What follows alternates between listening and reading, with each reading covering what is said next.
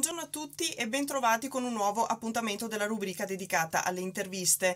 Oggi, come potete vedere, abbiamo il piacere di ospitare un ministro, o meglio il ministro bellunese Federico D'Incà, deputato del Movimento 5 Stelle. Grazie ministro per aver accettato il nostro invito e per essere arrivato qui.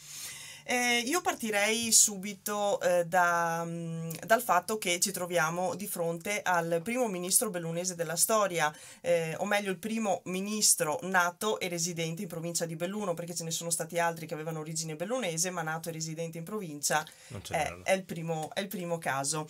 Quindi è anche un compito importante che si trova ad affrontare. Il Belluno ripone tante aspettative nei suoi confronti. E partirei chiedendole appunto qual è stata la sua prima reazione alla nomina a ministro. Beh, intanto grazie per questo invito e saluto tutte le persone che ci ascoltano e che ci guardano. Ebbene, questo è stato veramente un momento importante della mia vita, non posso negarlo. Ho avuto questa conferma ministro, ho avuto una disponibilità prima e poi la conferma un paio di ore prima che Conte uscisse dal Quirinale dopo aver parlato con Mattarella. E quindi, insomma, a quel punto, in pochissime ore, abbiamo avuto il giuramento, tra l'altro ero anche il primo a giurare, e abbiamo iniziato questo grande percorso, secondo me molto innovativo per il nostro paese. C'è anche la responsabilità, oltre per il paese, Certo. anche per il bellunese, tu hai perfettamente ragione.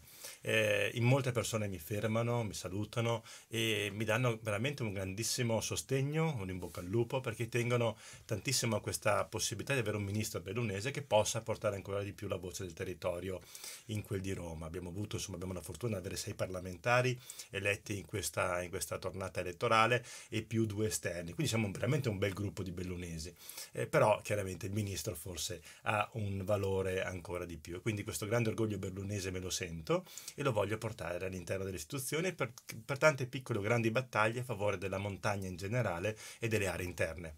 Perfetto. Ministro, hai rapporti con il Parlamento, ricordiamolo. Può spiegarci qual è il ruolo? Perché non tutti sanno che cosa significa ministro e rapporti con il Parlamento. E poi c'è anche una notizia importante degli ultimi giorni, dell'ultima ora, ossia che ha ottenuto la delega alle riforme istituzionali. E qui c'è la partita del taglio dei parlamentari. Beh, guarda, allora, e questa è una domanda che fanno tanti, no? E Sì, chiedono, ma il ministro per i rapporti con il Parlamento in effetti cosa fa? sì, Diciamo che è il trade union tra il potere esecutivo, quello del governo, e sì, il potere legislativo del Parlamento, per dirla diciamo in maniera giuridica. Di fatto io sono a diretto contatto con il Presidente della Camera, con il Presidente delle Commissioni, con il Presidente del Senato, con il Presidente delle Commissioni, con le amministrazioni e con tutti i ministri. Quindi insieme cerchiamo di portare avanti il lavoro nel miglior modo possibile all'interno poi dell'Aula del Parlamento di tutte le indicazioni da parte del governo, cercando di avere sempre il rispetto, e questo secondo me è la cosa più importante, del ruolo diciamo centrale del nostro Parlamento. La nostra è una repubblica parlamentare certo. in cui il Parlamento ha proprio il compito di legiferare, di raccogliere le indicazioni, i decreti legge, insomma i vari passaggi che il governo dà, in maniera tale che i lavori possano essere continuativi, veloci, riflessivi dove serve, e questo secondo me è un ruolo importantissimo perché effettivamente è centrale nel ruolo del calendario. Infatti io ho insomma, questa possibilità di poter intervenire in tutti gli ambiti e quindi diventa molto molto centrale. Poi è stata l'ultima delega, tu hai detto giusto, quella sulle riforme. Le riforme istituzionali e anche costituzionali sono riforme importanti, vanno dal taglio del parlamentare che avremo il 7, dal 7 l'8, il 9 circa, avremo il taglio del parlamentare, quindi avremo un passaggio da 945 parlamentari a 600 parlamentari. È un momento importante secondo me perché molti forse lo hanno visto un po' troppo come taglio delle poltrone, queste cose, Sì. ma non è questo il suo significato. Oggi abbiamo una democrazia che certe volte è un po' lenta, è un po' farraginosa anche. Per darle maggiore efficacia e un'efficienza maggiore, noi abbiamo fatto una visione in cui manteniamo il doppio controllo, quindi il bicameralismo perfetto, ma dall'altra parte attuiamo diciamo una velocizzazione dell'iter, cercando di avere insomma anche un gruppo di parlamentari parlamentari che ormai attraverso sistemi di conoscenza molto ampi, attraverso l'uso Sì. di computer, attraverso l'uso di internet, possono raccogliere ed elaborare informazioni in maniera molto più veloce, e quindi forse avendo qualche, diciamo, parlamentare in meno e quindi meno diatribe anche in Parlamento, perché ci sono, c'è poco da fare, riusciamo attraverso anche un'interazione più forte della società civile esterna lavorare in maniera migliore. Questo è un po' l'efficacia. Da questo c'è anche un risparmio di spesa, che sono circa 1 miliardo di euro in 10 anni, in cui si fanno molte cose. Poi ho fatto quest'ora della Camera prima, Sì. e quindi insomma anche in quel ruolo abbiamo avuto il taglio dei vitalizi con un risparmio di 45 milioni di euro alla Camera. Abbiamo fatto la restituzione della somma più alta in assoluto dalla Camera dei Deputati al bilancio dello Stato, con 100 milioni di euro. Quindi nella sua fattezza questa è anche sono anche 5 anni in cui si guarda moltissimo anche ai soldi, ai risparmi nei confronti del contribuente. E io nel mio iter, insomma, diciamo che guarderò e vaglierò tantissimi passaggi che passeranno, diciamo, per le mani del Ministro per i rapporti col Parlamento. Certo, e dal punto di vista del taglio dei parlamentari, la rappresentanza bellunese, perché era emersa da parte di alcuni la preoccupazione che tagliando il numero di parlamentari, noi in provincia di Belluno siamo pochi, potrebbe in qualche modo anche essere ridotta la rappresentanza della provincia a Roma a livello nazionale. Io credo che facendo una legge elettorale, perché poi occorre fare Sì, alcune riforme certo, insieme, bisogna certo. aggiungerci qualche altro passaggio nelle riforme costituzionali. E poi molto probabilmente bisogna anche fare una riforma della legge elettorale in maniera tale da vestirla in maniera adeguata non su una maggioranza, non è questo il significato, Sì. ma deve essere vestita in maniera adeguata sul numero dei parlamentari, sulle riforme costituzionali che un governo ed una maggioranza vogliono portare avanti. Quindi ci vuole l'abito giusto e ci vuole quindi una modifica della legge elettorale in maniera tale che i territori come quello bellunese possano essere rappresentati al meglio. Oggi, devo dire la verità, nell'attuale sistema dovremmo avere diciamo 2 deputati e un senatore. Chiaramente abbiamo 6 tra parlamentari e senatori, e tra l'altro anche 2 esterni, perché insomma Osnato e Bressa sono comunque, diciamo, che vengono da Bolzano e da Milano, ma sono bellunesi a tutti gli effetti, quindi sono 8, è una rappresentanza molto molto ampia. Quindi stavolta forse abbiamo rubato qualche posto da qualche altra parte, questo è chiaro. Nella prossima volta avremo quello che ci aspetta nella maniera corretta. Però insomma io dico questo, oggi c'è un ministro, ci sono 8 parlamentari bellunesi. Insomma, oggi non possiamo lamentarci. Non possiamo lamentarci, anzi dovremmo chiedere a questi di lavorare bene, perché insomma hanno un grande compito che forse non si avrà mai più, anche perché certe volte noi pensiamo a Suttirolfo, a Spartai, ma sono meno che i bellunesi questa volta. Adesso, se vogliamo metterla sul piatto, insomma, con tutto il rispetto per il cugini della Suttirolfo, Spartai. Ok. Un altro tema molto caro a veneti e bellunesi, questione autonomia. Con la rottura fra Lega e Movimento 5 Stelle e la formazione del nuovo governo, a che punto siamo? È tutto da rifare? Tutto da rifare? Punto di domanda? No. È una domanda che tanti si pongono. Ma sì, è una domanda che mi pongono praticamente sempre. Sì, immagino. Io vorrei forse magari che certe volte fossimo più preoccupati per l'ambiente. Devo dire la verità che forse la sensibilità dei nostri giovani proprio nei confronti dell'autonomia c'è, ma molto più nei confronti dell'ambiente. Abbiamo visto in questi giorni con Friday for Future manifestare in piazza centinaia di migliaia di giovani a cui va la nostra vicinanza e il massimo rispetto, e anche tanta responsabilità per fare le cose fatte bene. Anche ieri a Belluno erano circa 1000 complimenti ai nostri ragazzi che sono scesi in piazza, massimo rispetto, nessuno deve metterci il cappello sopra, ma vanno soltanto ascoltati, perché poi anch'io ho una bambina piccola di 3 anni e al loro futuro dobbiamo pensarci. Chiudendo questa piccola parentesi sull'ambiente che a me sta a cuore, l'altra, ambiente e autonomia, iniziano per entrambe, no? Allora l'autonomia è un momento importante. Io credo che abbiamo dato, forse come Veneto, insomma una parte politica, lo dico anche al Presidente Zaia, delle aspettative esagerate forse ai veneti, va bene. Dall'altra parte, nel sud Italia, avevano delle aspettative negative, esagerate pure loro.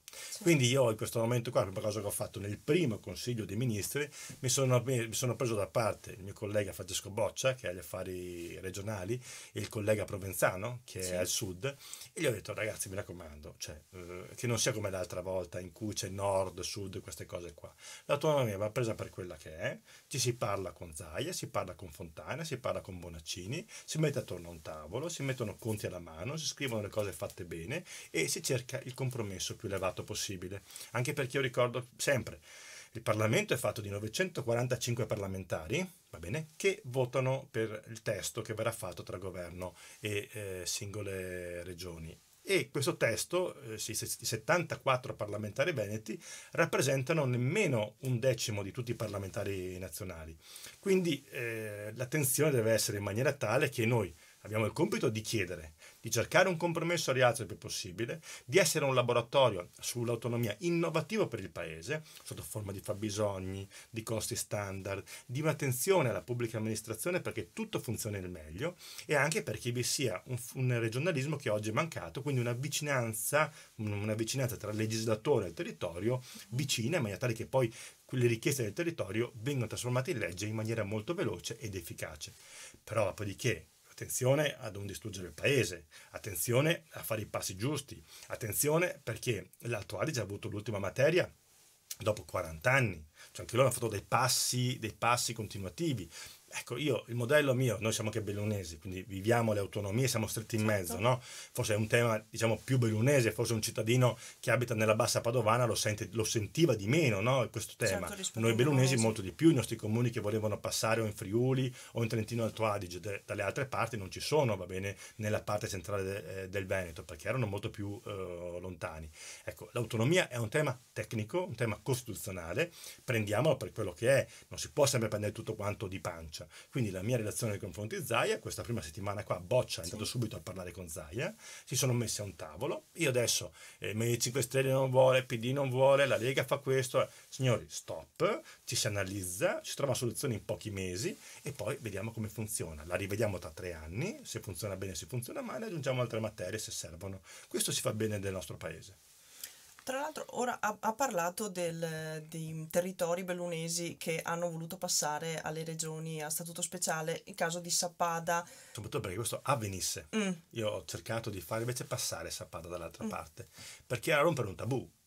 Il tabù che alla fine in questo paese esistono delle specificità o delle specialità così elevate tra comuni che sono identici, che sono su un confine, secondo me non è una cosa corretta. Ecco perché io ho battagliato per rispettare un referendum. Credo che i sappadini stiano meglio in questo momento, hanno avuto delle risposte da parte del Friuli e credo che in fondo il bellunese in questo momento abbia un territorio che ha all'interno una stazione sciistica importante, turistica come Sappada, va bene, perché poi comunque risponde delle logiche nel Comelico, che sia una ricchezza per tutto il bellunese o per le Dolomiti in generale.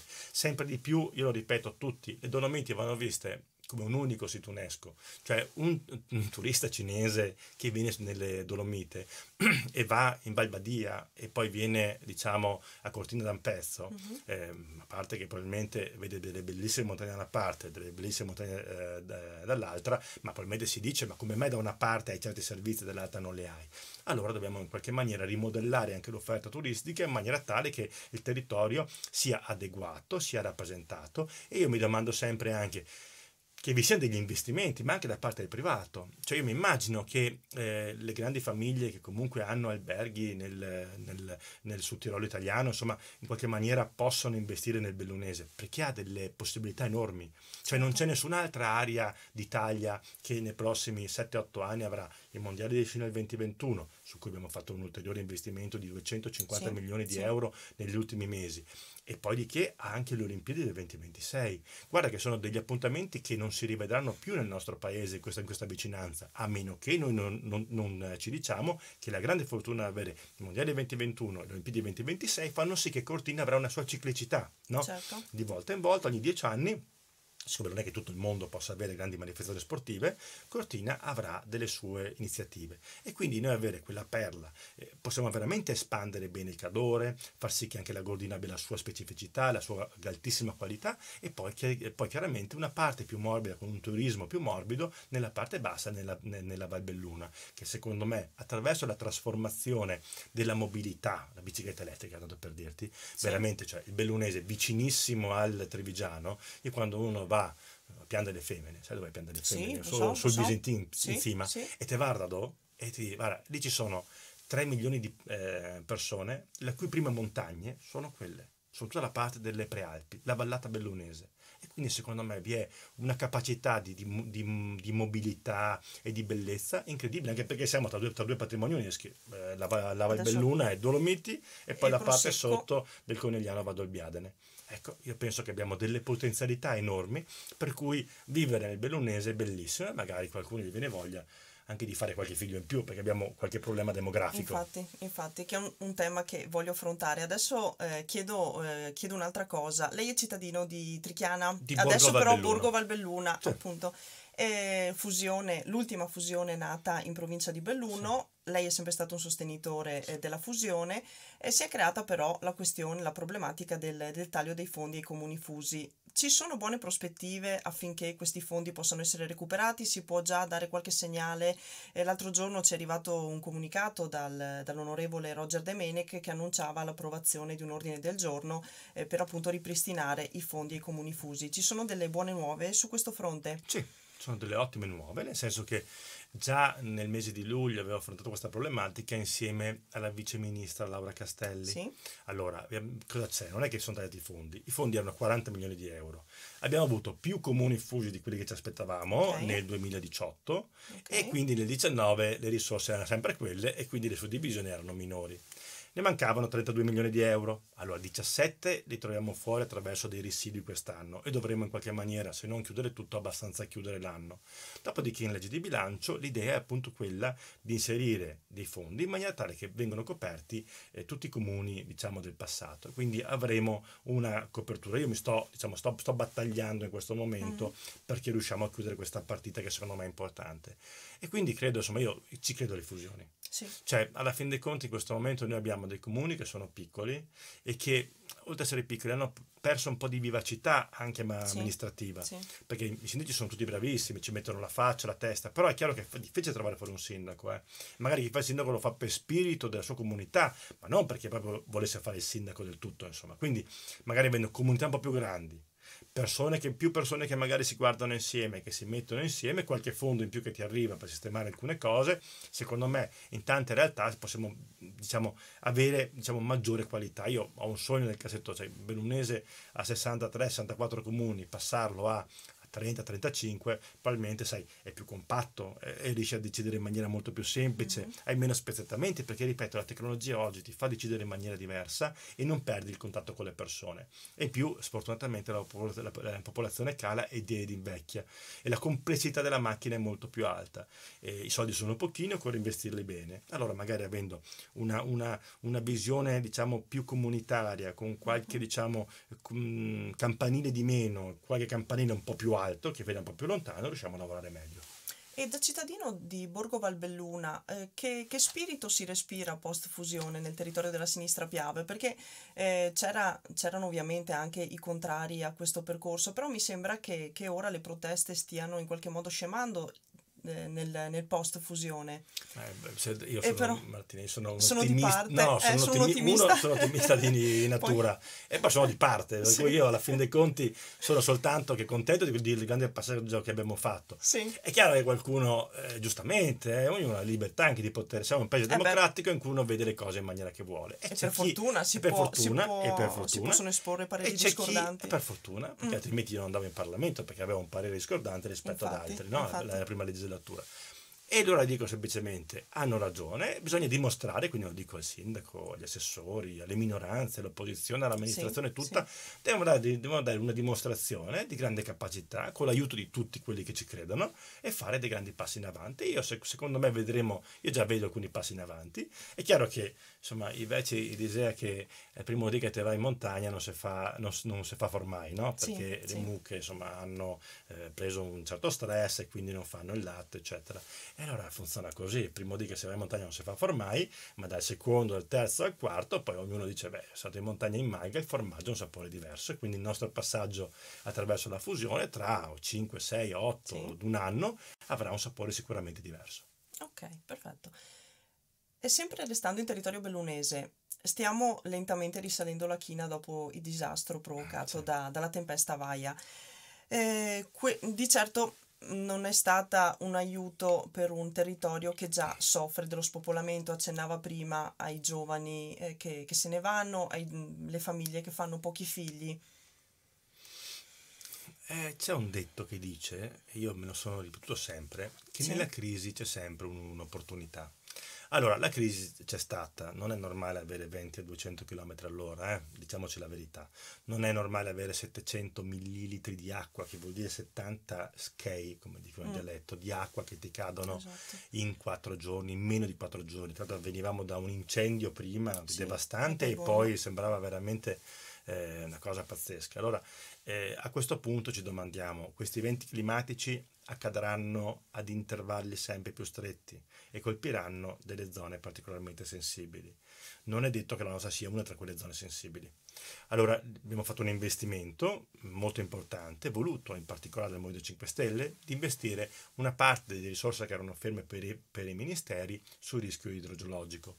In Veneto arriveranno 900 milioni di euro in 3 anni. Sì. Una gran parte di questi soldi, secondo me 3/4, arriveranno nel Bellunese e quindi avremo la possibilità, ecco perché l'opportunità, abbiamo avuto sì 13 milioni di alberi caduti, ma ci ha fatto ragionare e pensare che gli alberi hanno un valore, perché comunque non li abbiamo svenduti, erano caduti tanti alberi ma non li abbiamo svenduti, c'è un mercato che sta nascendo, quindi anche una possibilità economica all'interno del settore legno, anche per il Bellunese, tante volte bistrattato.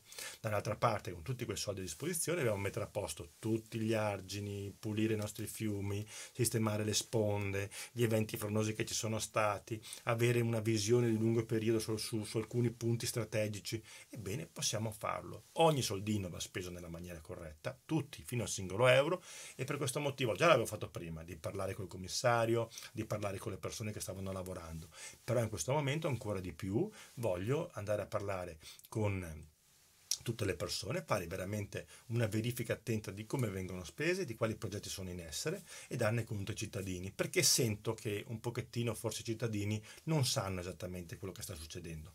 Dall'altra parte, lo ripeto, anche una quantità di investimenti sul dissesto idrogeologico mi fanno capire anche da parte di alcuni sindaci che mancano addirittura le imprese per poter, diciamo, fare tutti i lavori che servono.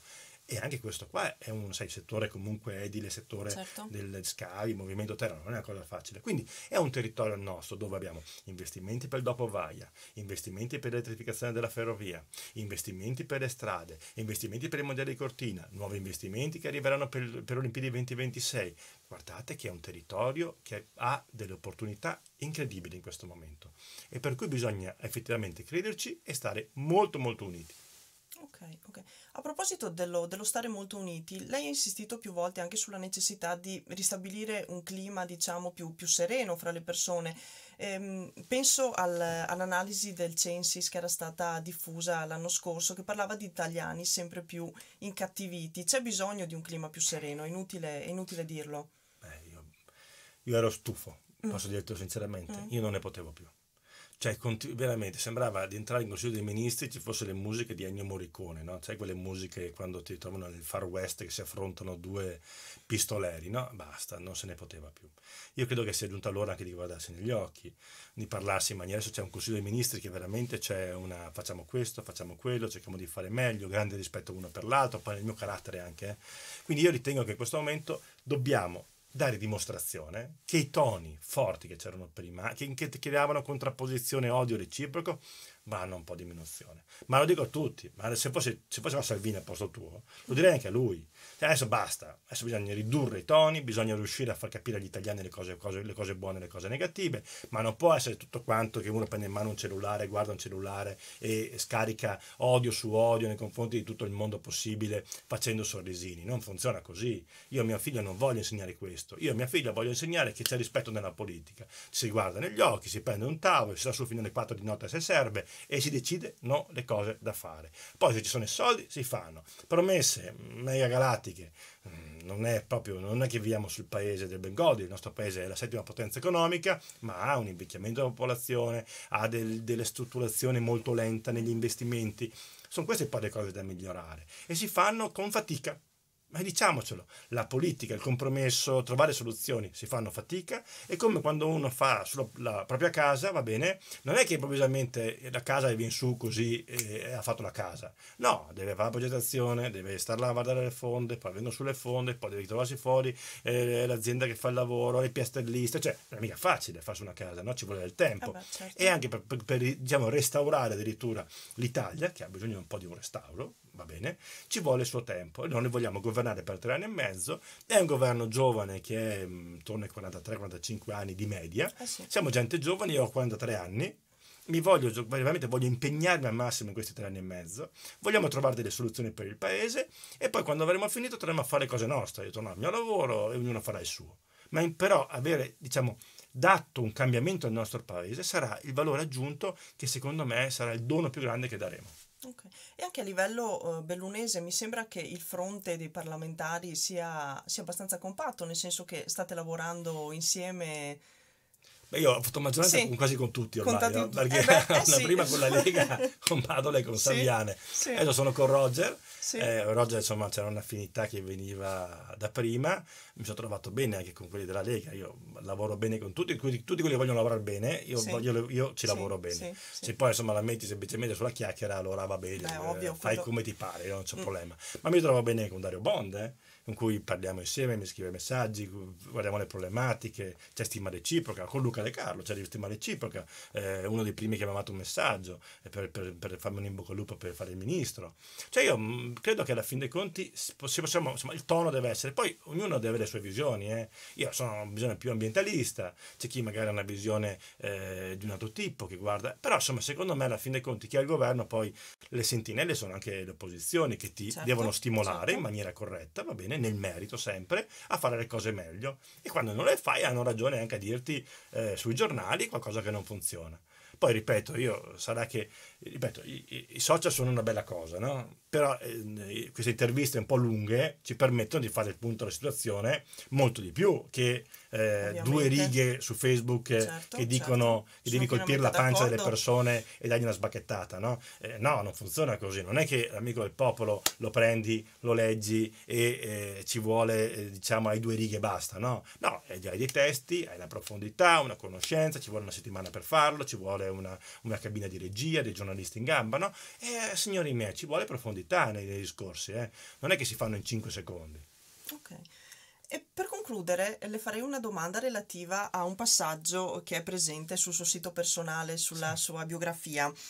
Lei si definisce vicino al pensiero di Adriano Olivetti, lettore appassionato di politica economica e di filosofia, interessato al mercato finanziario e all'economia reale. Vorrei concludere con un commento su questa definizione che lei ha dato a se stesso, anche per capire un po' di più la persona Federico D'Inca.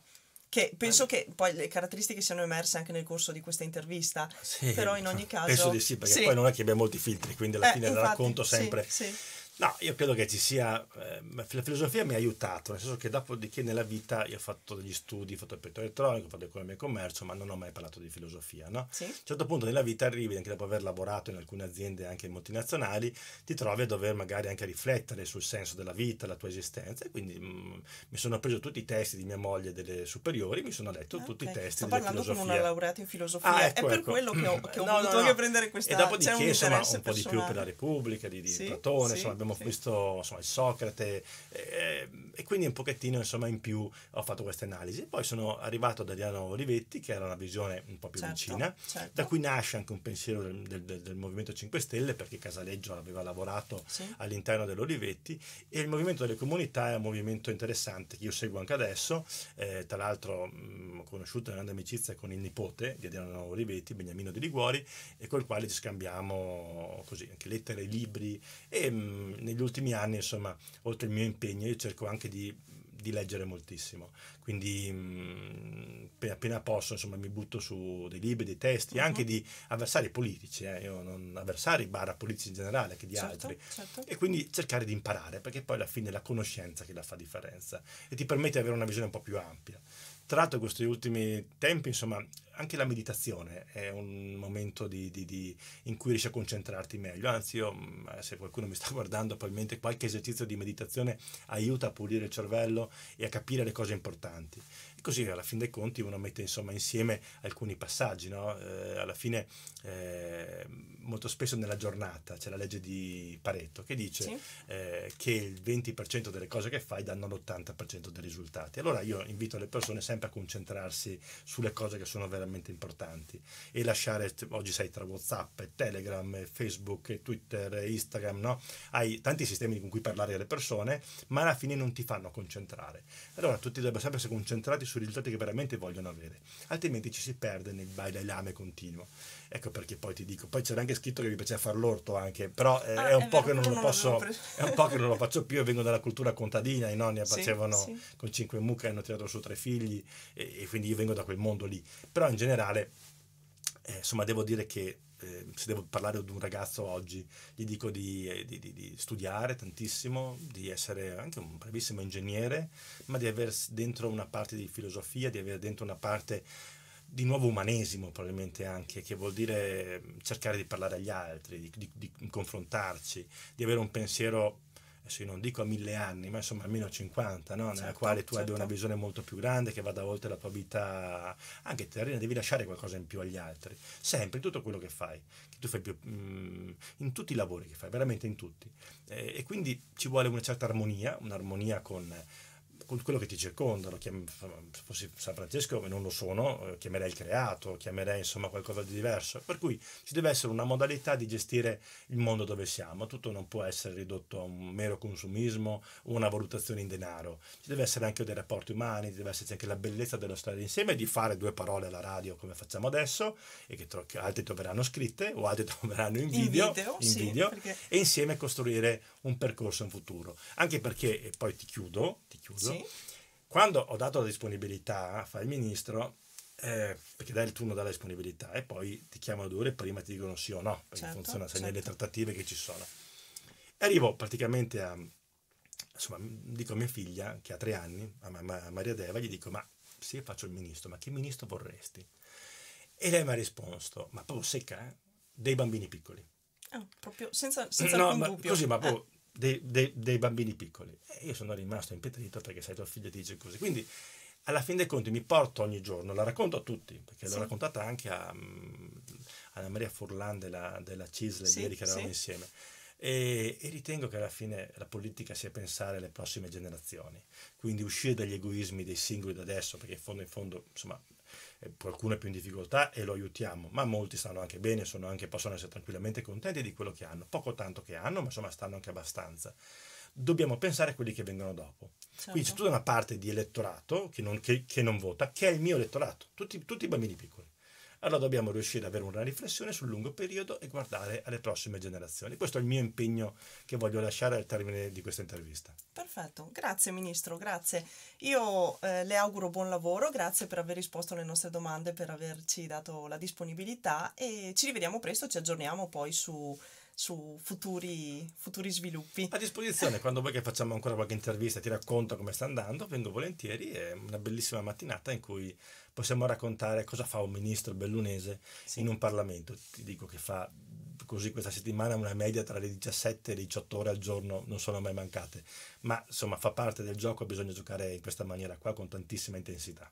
Perfetto, Belluno quindi non è mai dimenticato, Belluno è sempre nel suo cuore e... Sono qui, vengo ai Sagogni, io avevo dalle suore da 6 anni. La mia cameretta è più piccola, penso, di questo ufficio che tu hai qua. Alla fine prendo l'autobus al mattino ancora. Prima settimana mi venivano a prendere con la macchina. Poi gli ho detto, mi sono stufato, perché volevo avere un po' di libertà, farmi 2 passi, faccio la mia passeggiata, prendo il mio autobus e poi la vita si parte al mattino con i primi incontri, poi io ho un ritmo molto intenso e cerco di ottenere dei risultati.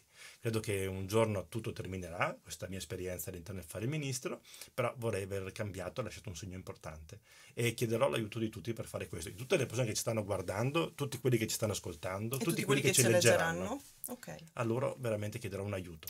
Va bene, grazie Ministro. Grazie e buon mille. Lavoro ancora. Grazie mille. A presto. Grazie a tutte le persone che ci hanno seguito e ascoltato e ci rivediamo al prossimo appuntamento. Grazie.